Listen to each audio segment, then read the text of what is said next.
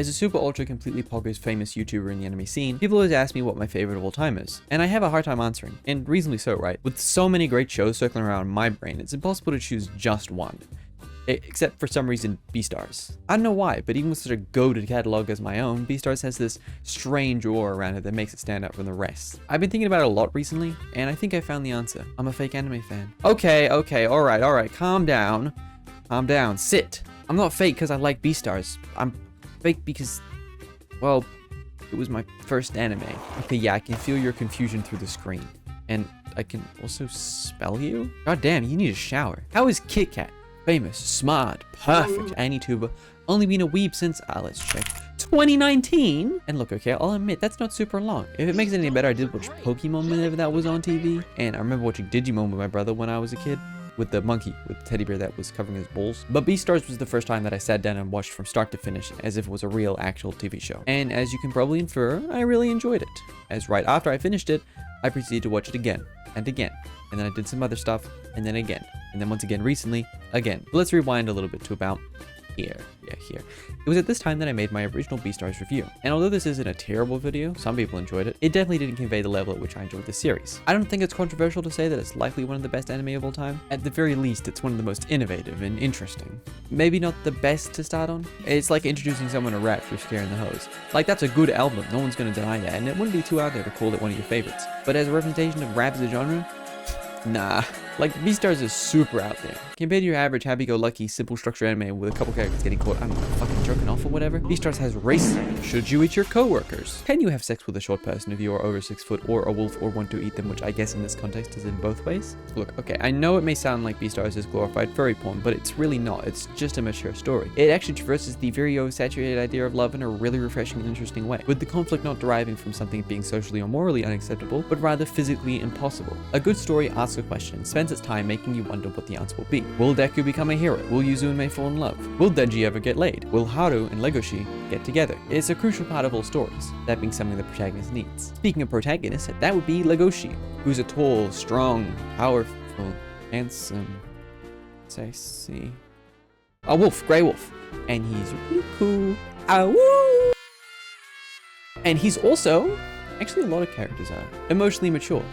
I find some stories will often purposely make the characters dumb as shit stupid as a way to enforce false required development, essentially by making your character so bad that you can make it seem like they develop a love by the end, when really by normal human standards, they didn't learn anything at all. A scene that I think highlights this best is the blackout scene. Essentially, all the main characters were in a park and then there was a blackout, which can be dangerous for herbivores since they're generally weaker than carnivores and small and tasty and shit. Legoshi realizes that Haru, who's another main character in Legoshi's love interest, is missing, so he goes searching for her, and eventually finds her, and everything looks good until Haru goes... who is not Legoshi. Obviously, the lights come back on and Haru realizes what she's done, and Legoshi looks defeated. Now, in a poorly written show, Legoshi would take this time to lash out, be cold to Haru, just in general be tone deaf to the situation. But instead, Legoshi realizes that the situation is above him, and now is not the time to be doing something so childish. And although it may seem small, it's these types of small things that show the mangaka to be competent in much more advanced character writing that doesn't resort to tropes or stereotypes, and it allows them to partake in mature storytelling later on. Like the infamous Love Hotel scene. The only reason that scene doesn't come off as weird or unneedingly erotic is because of the actions of the characters in previous parts. I think it's these aspects that separate Beastars from other anime the most, aside from the other thing, which if you don't know about Beastars, you've probably been going insane wondering why I haven't even mentioned it yet, and that is the art style. Yes! 3D! The ruiner of Attack on Titan, the killer of Chainsaw Man, the bane of any weeb's pure existence. And honestly, not that bad, you know? Look, okay, yeah, I get it. I'm a weeb too, and I always have my gripes with some editions of 3D in anime. But you cannot look at this and tell me that it looks bad, because it doesn't. If anything, I think Beastars is better off for it. Let me explain. As we established before, Beastars is a very mature story and delves into topics like racism, like freedom of choice, like who you are versus who you're supposed to be. And I think having the art be 3D and look more realistic elevates these ideas greatly. And also I think having 3D makes the more animalistic qualities of these characters shine a little bit more, which adds more into the racism themes of the show. Look, okay, I'm sure that it still would have worked in 2D, and it is a shame that Beastars' really unique 2D art from the manga never got adapted. But, you know, in my mind at least, I still prefer the 3D version, which you would have heard if you were listening, and you are listening, right? The art kind of reminds me of Spider-Verse. Okay, now you're listening. I need to clarify though, because I feel like as time goes on, more things will start reminding me of Spider-Verse. What I mean is Beastars utilizes out-of-the-box ideas as a way to deviate from the industry norm and have more creative identities to their visual style. That enough big words for you? Some of these funny ideas include the famous X-ray sense shot, split screen, like a lot of split screen, and just a generally higher use of different shots. A lot of anime use the mid shot and nothing else, which is like, you know, just geeking out for a second. I love this shot in the Love Hotel. It's using the set to show the contrast between where she is now and the start of the anime, but also how nothing important has changed and the meaninglessness of his journey. It makes you question if he'll be able to succeed or if everything's in vain. Oh my god, it's just so good. And like the epitome on why I think this show is such a masterpiece. Unlike this script, which I am writing right now, a script so flawed, I ask you how. How will I transition into talking about the characters? I guess like this. I don't get paid enough. I don't get paid at all. Haru is small, and that's where all the conflict around her comes from. Except no, because that would be stupid and makes no sense, and who would say that? That doesn't mean anything. Haru is a really complex character and probably the most sane of all three of the main characters. She's just sort of swept up into everything, which makes sense because her whole character is sort of representing the undeniable truth about herbivores and the unchangeable rules of the world that Legoshi is trying to overcome. It's almost ironic in a way that the story is about Legoshi trying to get past his instincts to get with Haru, only for him to control every aspect of what happens, almost like, I don't know, a wolf stalking its prey. I think Haru is a good example of something Beastars is different to other romance anime that set itself apart. Only the main girl the protagonist is going after is perfect and pure, you know, like everything. And Haru is none of these things. She sure has a solid resolve, but when she gets broken down, you realize she's sort of just a mess of a person, constantly fighting within herself, trying to understand who she is and who she can be and who she wants to be. And very similar to Louis, but much more of an internal battle that we don't see completely even after 2 seasons. In contrast though, Louis' battle is, let's just say, less internal, very much a showstopper. Louis is the dude who's fucking your bitch. Like, literally. Perfect and harsh, but still dealing with his own trauma. Louis has unparalleled swagger and takes over any room he happens to waltz into. Oh, man.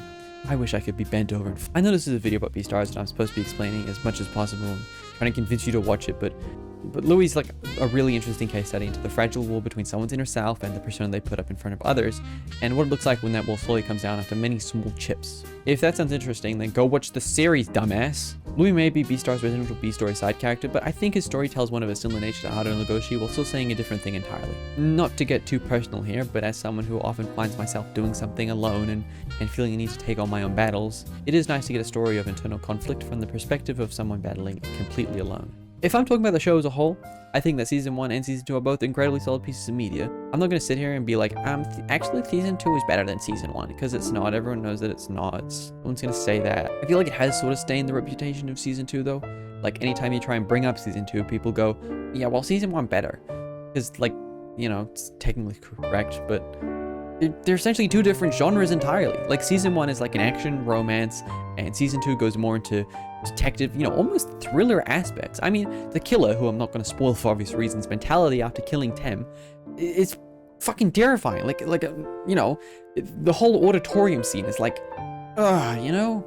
Just to clear it up, Beastars isn't perfect. I've said a lot of very positive things about it throughout this review, but there are aspects about it that can be seen as annoying or underwritten or whatever, but I don't really like being negative, and if I can just tell you there are issues with it that aren't bad but still noticeable, I feel like it does the same job, okay? Look, Beastars is one of my favorite anime of all time, and I know a lot of people like to write it off with Death Parade syndrome. Everyone likes it, but it's no one's favorite. If you haven't seen it, I strongly advise you to go give it a try.